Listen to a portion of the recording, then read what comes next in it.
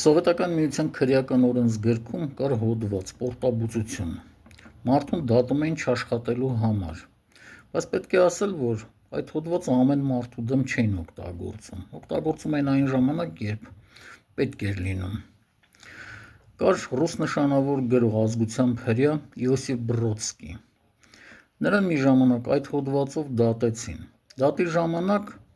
դատավորը հարցրել էր. «Ինչու չեք աշխատում»։ Բրոդսկին պատասխանել էր. «Աշխատում եմ, բանաստեղծություններ եմ գրում»։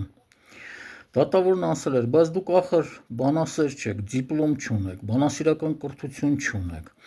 Այսինքն Սովետական միության դատավորի տրամաբանությամբ մարդը պետք է լինի անպայման բանասիրական կրթությամբ և բանասերի դիպլոմ ունենա,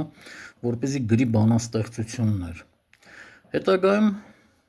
երբ Բրոդսկին ազատվեց, հեռացավ Սովետական միությունից։ Գնաց արտասահման, հետագայում դարձավ Նոբելյան մրցանակի դափնեկիր գրականության ասպարեզում և բազմաթիվ բանասերներ բանասիրական կրթությամբ, դիպլոմով պաշտպանում էին թեկնածուական և դոկտորական թեզեր նրա ստեղծագործությունների հիման վրա, այնպես, ինչպես Հայաստանում Թումանյանի ստեղծագործությունների վրա, որը նույնպես ավարտել էր Ներսիսյան դպրոցի 4-րդ դասարանը։